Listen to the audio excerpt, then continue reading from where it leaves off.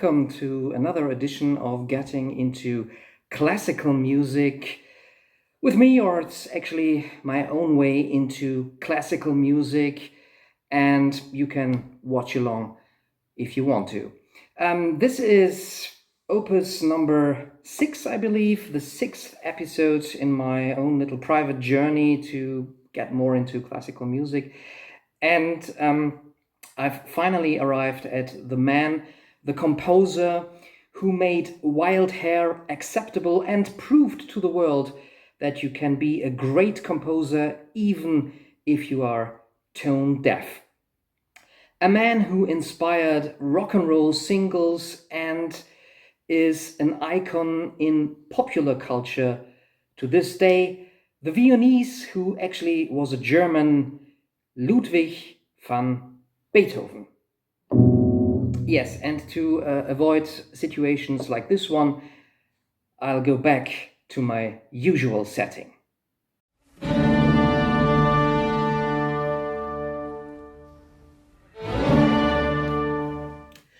Ludwig van Beethoven was born in 1770, either on the 16th or 17th of December. He was born in Bonn and thus a German, not an Austrian, even though he is regarded one of the leading, most important composers of the phase in music that we refer to as Viennese classic, or the first Viennese school in classical music, of course, spearheaded before Beethoven by composers like Haydn and Mozart. However, in his youth at least, Beethoven was actually not a subject of the Austrian Empire. The roots of his family, however, go back to what was then called the Austrian Netherlands, today's Belgium, which is indicated by the family name van Beethoven instead of the in Germany, more common von Beethoven. Beethoven's grandfather came from those Austrian Netherlands. He was a musician himself and had moved to Bonn as a singer and later Kapellmeister for the Archbishop Elector of Cologne. This grandfather was also called Ludwig van Beethoven and was Beethoven's great idol throughout his entire life, actually. The grandfather had two sons, one of them Johann van Beethoven, who himself was a singer and musician in Bonn, gave piano lessons and, as mentioned, worked as a singer. So the seeds were actually sown for young Ludwig van Beethoven to become a musician himself. Young Beethoven was taught from an early age on by his own father and also a few other music teachers playing the piano and the cembalo. One of his teachers, a friend of the family, Tobias Friedrich Pfeiffer, allegedly was an insomniac, which led to young Ludwig being dragged out of bed at very late hours in the middle of the night for practicing. Also, his own father was a friend of a good glass of wine, and the musical upbringing of the young Ludwig van Beethoven included a lot of pressure and also physical violence. His father wanted to, sort of promote his son as the next Mozart, so as a kind of child prodigy, and Beethoven's first public concert appearances happened when he was at the age of 7. Such concerts led to Ludwig van Beethoven gaining first patrons who paid and supported his musical education and career, of course, mostly coming from the German aristocracy. He received violin lessons from a renowned Italian musician and was able and motivated to even make his own first compositions, Some of those were already printed when he wasn't even 13 years old. Beethoven became the student of the court organist Christian Gottlieb Neefe and composed his own first piano works and sonatas. In 1784, Beethoven himself was appointed the second court organist and thus gained his first own income, which was needed to actually provide the family. So him, his parents, and his two brothers. Ludwig's own father wasn't really able to nourish and promote the family anymore due to his increasing alcoholism. So his two brothers were very much dependent on Ludwig van Beethoven. But during this time, Beethoven also made friends with the higher classes, higher society in Bonn, most notably the family von Breuninger. And they also helped cultivating his habits, his behavior a little bit. Because Ludwig was maybe an ingenious child prodigy and young composer, but a little bit rough around the edges during that time. In 1787, Beethoven traveled to Vienna, still the center of music at that time, and he even met Mozart. Shortly after that, his mother died and he first returned to Bonn, but very soon, in I think 1789, traveled again to Vienna, this time to actually stay there and pursue his studies and musical career in Vienna. It was also then that he met his other great idol, apart from Mozart, Joseph Haydn, and for a while he actually became Haydn's student. But he was also allegedly taught by Antonio Salieri, so the great names in classical music of Beethoven's period. This time was marked by historical or political turmoil. The Napoleon Wars broke out, and first Bonn and later on also Vienna were invaded by the French troops. But Beethoven also composed his first really major works during those first years in Vienna. For example, the piano sonata Pathétique, but also the famous Moonlight Sonata. Even though it was first Beethoven's intention to rather become famous and shine as an interpreter, as a musical performer, a pianist, a virtuoso, and not so much a composer of music. And in terms of his private life, the young Ludwig van Beethoven, we must remember that he was in his early 20s here, fell in love. First with the daughter of a Hungarian countess that he gave piano lessons to, and briefly after that with another young countess, a young lady to whom he even dedicated his Moonlight Sonata. However, there were clear class differences, and so this love affair was doomed to fail, and Ludwig van Beethoven actually never really pursued it. Beethoven's younger brother Caspar became sort of Beethoven's agent, or at least took over the financial side and the whole dealings with publishing for the composer, who from roughly the late 18th century onwards observed that his hearing was slowly failing him. This progressive deafness should later on even make the composer suicidal at times. Despite his declining hearing faculty, the years from 1802 to 1814 mark the most prolific period of Beethoven's work. He wrote most of his major important works during that time. Among those, his famous symphonies, for example, the Eroica, or the, even among rock fans, popular Fifth Symphony, but also his one and only opera, Fidelio. Imagine doing this with a constant tinnitus.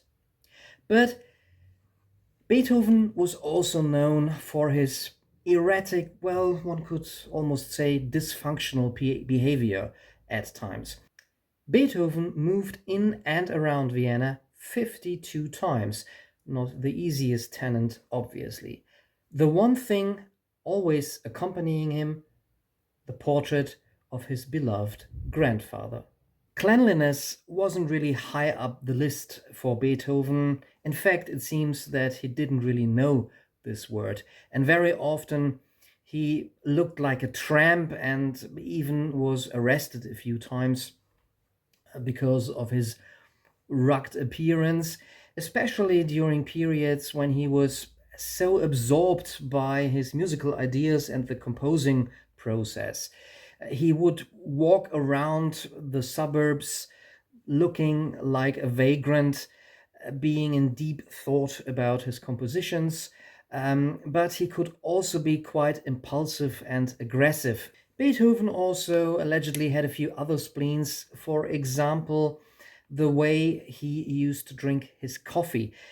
It had to be made out of exactly 60 coffee beans every time. His income during those years came from publishing, performances, but also his noble patrons.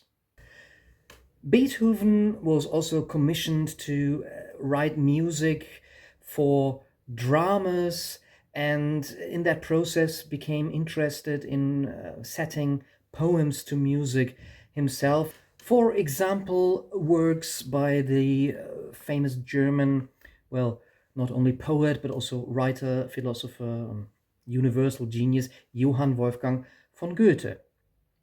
Beethoven's style was revolutionary due to his use of, at that up to that point, very unusual harmonies, but also rhythmical elements and phrasings.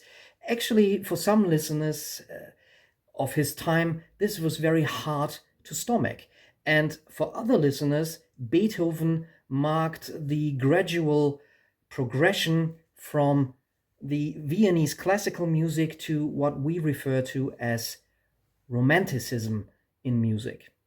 Beethoven and Goethe even met at one point, two of the most prominent figures in their respective categories, but they didn't only have good things to say about another. Goethe, for example, wrote that Beethoven had an untamed personality, whereas Beethoven, as much as he admired the art of Goethe, apparently found the great poet a little bit of a pompous big head. In 1811, Beethoven became seriously ill and spent parts of the years 1811 and 1812 in a spa in Teplitz, nowadays Teplice, in the Czech Republic. There he continued composing, even though he was now really at a stage of almost complete deafness. And he also wrote an interesting letter dedicated to his immortal beloved, but this letter was never sent. Also, the identity of this immortal beloved remains uncertain to this day. It might have been Antonio Brentano, a philanthropist and art collector, the young Countess Julie Guicciardi, which I've mentioned before, or the Baroness Therese Malfatti. Beethoven also used to dedicate works to other women, maybe fleeting love interests, or maybe just muses for his music.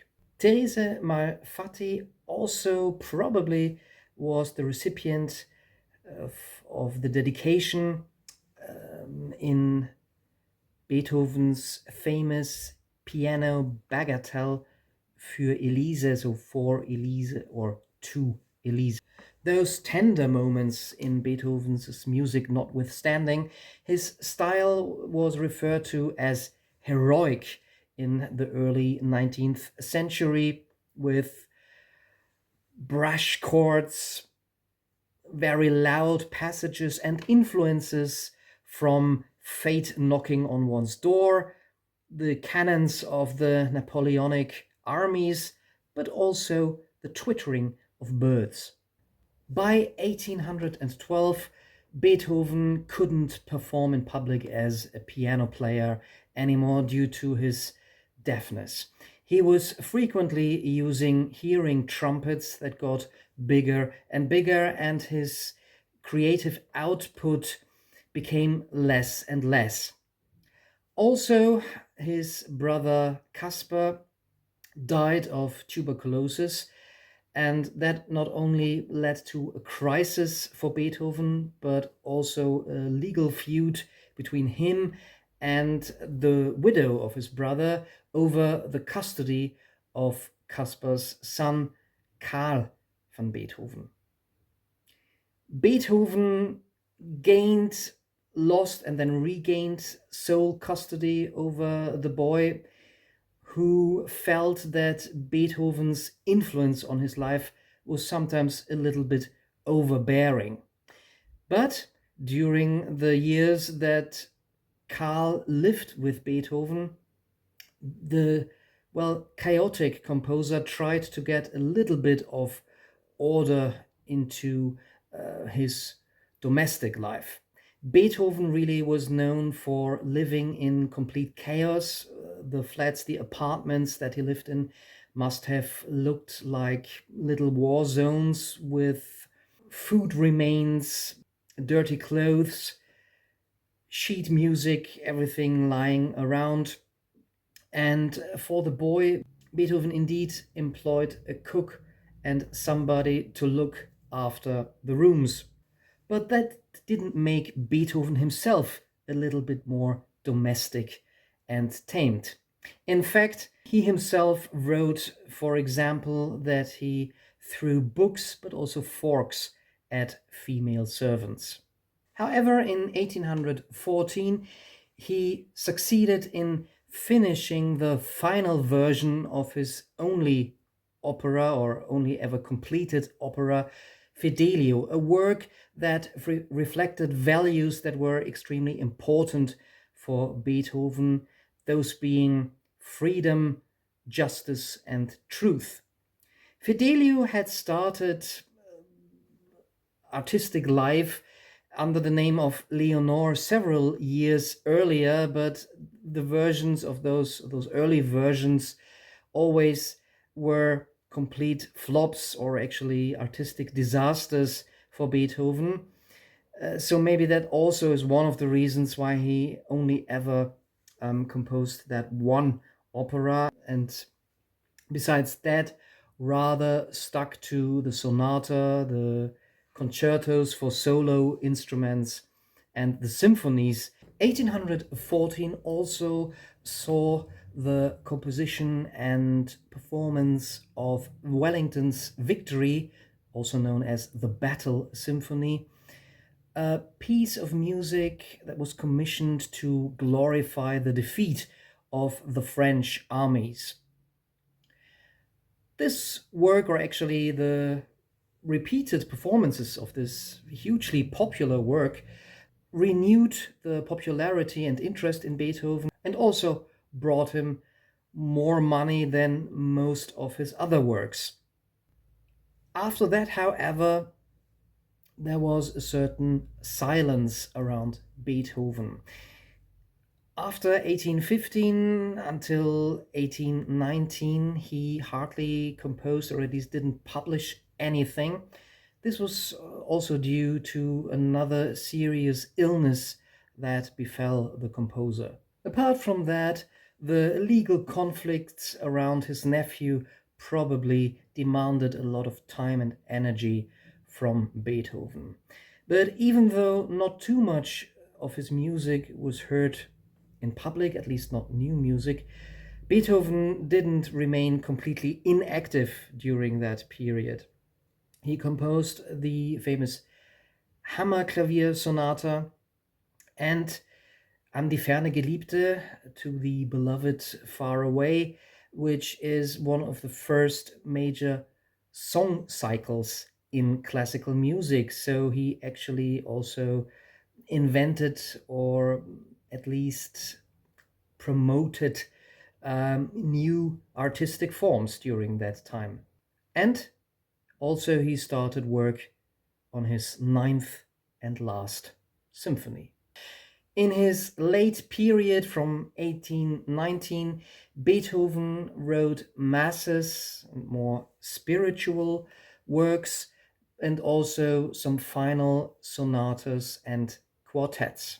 In the course of the 1820s, Beethoven grew a bit tired or even disgruntled with the reception of his music in Vienna, and actually started serious plans, to have his latest works performed elsewhere, for example, London or Berlin.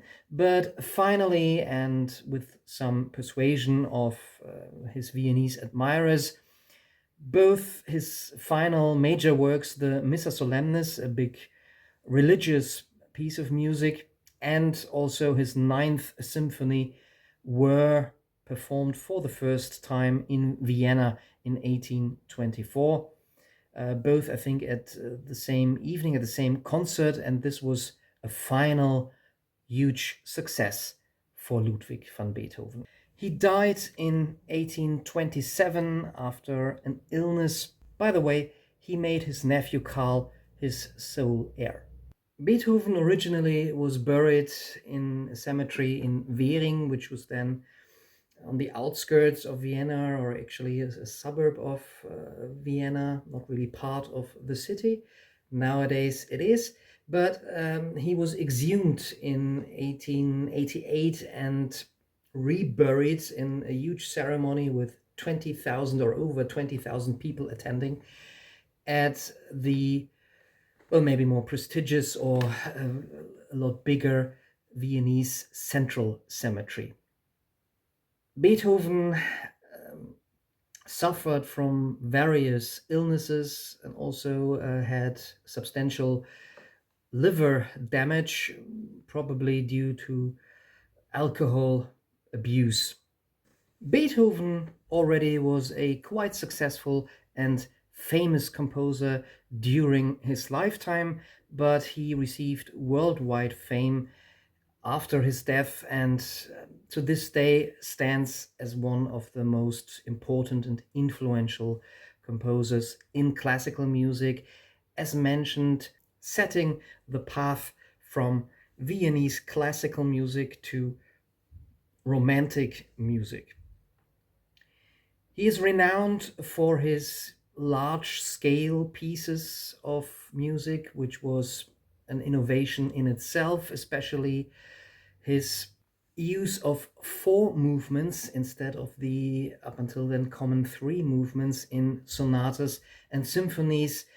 His technique within those movements and how he structured them, putting a bigger emphasis on actually the middle parts and the conclusions of the entire works, but also his use of new harmonics and, as mentioned, quite brash rhythmical elements that were even scandalous for the audiences of his time. Several films and stage plays have been made about Beethoven, but what is more fascinating actually is his role in popular culture, both as a musician and as a person. We get rock versions of works by Beethoven. We get pieces of his music used in popular music, and we get pop and rock songs inspired by Beethoven, or at least using his name. Most famously, probably that famous rock and roll single, Roll Over Beethoven.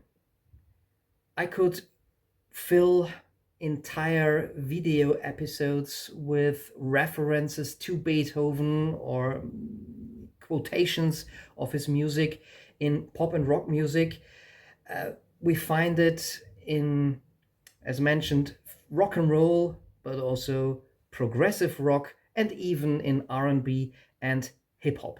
Here are just a few examples of Beethoven's afterlife in art forms that maybe he would never have dreamed of. Well, I'm gonna write a little letter, I'm gonna mail it to my local DJ. Yeah, this is a jumping little record I want my jockey to play. Roll over Beethoven, I gotta hear it again today. Listen to Beethoven. Listen to Beethoven. Listen to Beethoven.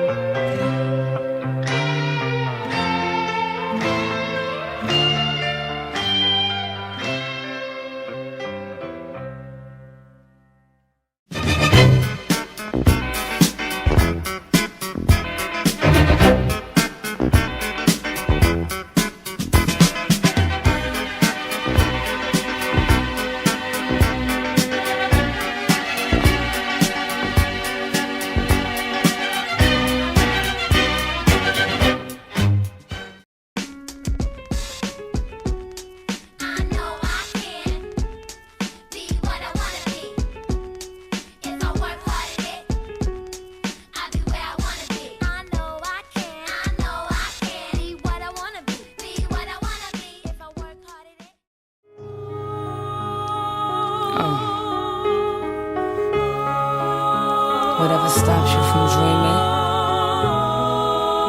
whatever tries to stop you from living, flip it.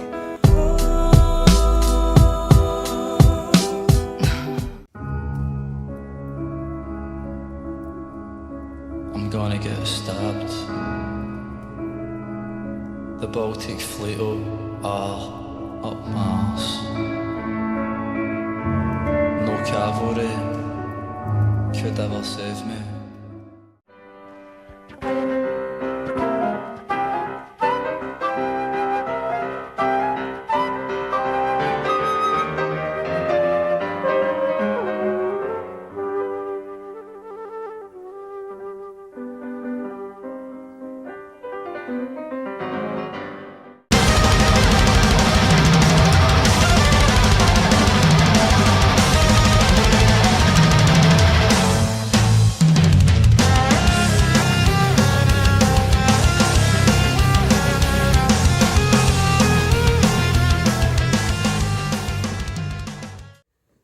So as you probably note, the time has passed.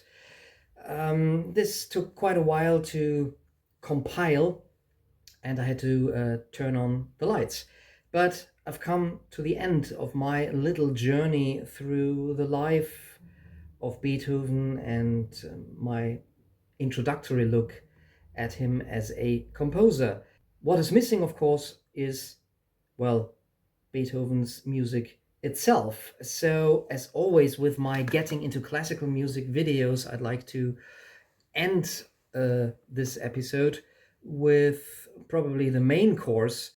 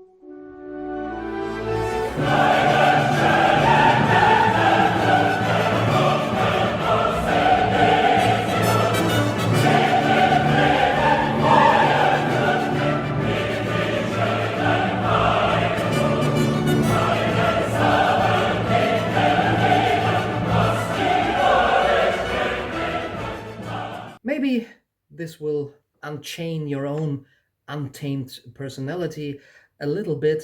Thanks for watching. I'm happy about comments or discussions in the comment section, and maybe see you around for another Murdoch Music Minute.